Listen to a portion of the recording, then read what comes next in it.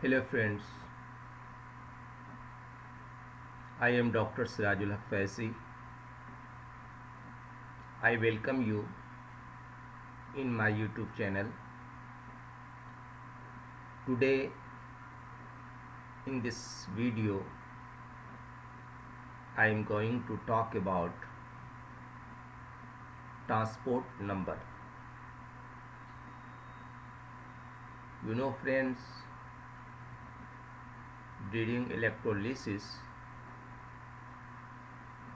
the current carried by the anions and cations and the amount carried by each is proportional to its speed. Friends, if U and V represents the speed of migration of the cations and anions, then U divided by U plus V represents the fractions of current carried by the cations, and V divided by U plus V represent the fractions of current carried by the anion, and is called its transport number or Hittorff's number. It is denoted by symbols like T plus and T minus. So friends, transport number of cation, current carried by the cation, total current. So transport number of cation is equal to T positive U divided by U plus V. Now friends, transport number of cation, similarly the transport number of anion is given by this formula. You can see here the fractions of the total current carried by the anion is directly proportional to velocity, means Hittorff's rule. T minus plus T plus is equal to 1. Now, determinations of transport number. So friends, there are two methods for determination of transport number. Method 1, Hittorff's method, and method 2, moving boundary method. So what is this? Relative speed of ions during electrolysis. So let us consider a electrolytic vessel containing two metal electrodes A and B.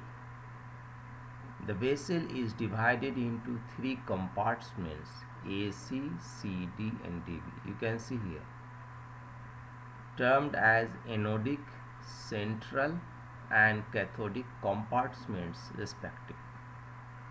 First, second, third and fourth. You can see the cathode side and anode side. Now,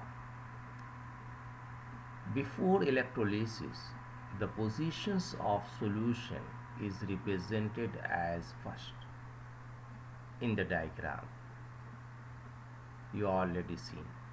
Now, suppose that on applying potential, only two of the cations move toward the cathode, and this condition will be represented in the diagram second. There will be two unpaired cations in the cathodic compartment. There will also be two unpaired anions left in the anodic compartment.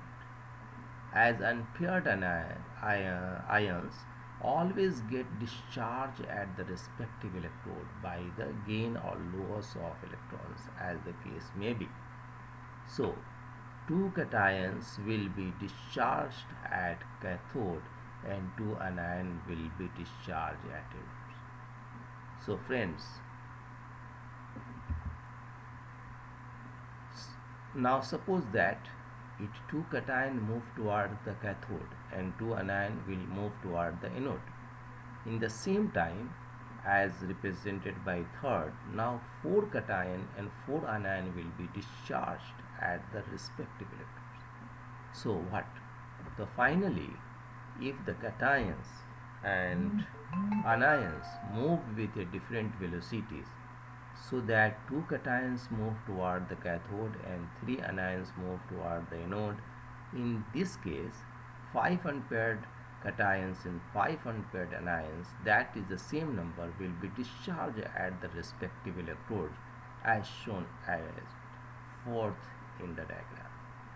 Now, thus even if only cations are moving, the same number of cations and anion will be discharged at the respective electrodes. So friends, the Hittorff's rule, it is based on the fact that during the electrolysis, the loss is amount of electrolyte around any electrode is proportional to the speed of ion moving away from it. So loss around cathode divided by loss around anode is equal to speed of an ion divided by speed of cation is equal to U by V. Adding 1 to both sides, we get 1 plus loss around cathode divided by loss around anode is equal to 1 plus U by V. Loss around anode plus loss around cathode divided by loss around anode is equal to U plus V divided by U. Taking the reciprocal, we get loss around anode. Total loss is equal to U divided by U plus V is equal to T plus. So,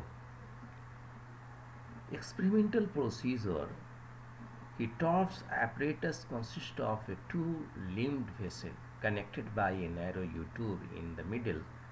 Both limbs as well as the U-tube are provided with stopcocks at the bottom of the withdrawal of the solution. The two limbs are provided with the platinum electrode to determine the transport number of silver in silver nitrate. The electrodes are either of platinum or pure silver. The apparatus is filled with a standard solution of silver nitrate, usually 0.1 N, and the cell is connected in series with a source of direct current like battery. So you can see here Hittorff's methods. You see silver nitrate solution, central compartment, cathode compartment and anode compartments. So after the electrolysis, the solution from anodic as well as central compartment are withdrawn separately by opening stopcock at the bottom and analyzed by titration with the standard ammonium thiocyanate solution. Friend, the change in amount of electrolyte in the anode compartment is obtained. The amount of solution withdrawn from anode for analysis should include all the solution whose composition has changed, and this can be changed or checked by withdrawing the further portions of the solution from the anode limbs and finding whether it has the same compositions as the original silver nitrate solution or not. Thus, the solution left after the withdrawal from it must be of the starting or initial concentration. So friends, the moving boundary methods.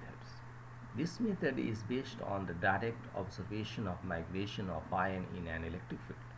The conductivity, say, in this method consists of a vertical tube, you can see here, filled with the cadmium chloride and hydrochloric acid. Hydrochloric acid is the principal electrolyte and cadmium chloride serves as the indicator electrolyte to enable formations of the boundary. You can see. Now, the concentration of the solution are so adjusted that hydrochloric acid floats over cadmium chloride. Since hydrochloric acid is lighter than the cadmium chloride solution. Now friend, the sharp boundary appears between the two solutions. The selection of the indicator electrolyte is done carefully so that its cation do not move faster than the cation whose transport number is to be determined, and it should have the same anion as the principal electrolyte. Cadmium chloride fulfill both the requirements. Now the mobility of cadmium ion is less than that of the hydrogen ions, and it has a common anion with the hydrochloric acid. Now friends, the anode is a stick of cadmium metal inserted at the bottom, while the cathode at the top is a platinum foil. When a small current is made to flow through the conductivity cell, the anion chloride ion move forward toward the anode, while cation hydrogen followed by cadmium ion move toward the cathodes. The boundary separating the two solutions also moves upward, and if the boundary moves through the distance, uh, say from AA or to BB, then the volume of the liquid that has moved up is del A cubic centimeter. Let the concentration of the acid be C grams equivalent of per liter, when the number of the grams equivalent of H plus ion carried toward the cathodes. Now friends, hope this video will be helpful to you. If you like this video, then subscribe my channel, and thanks for watching.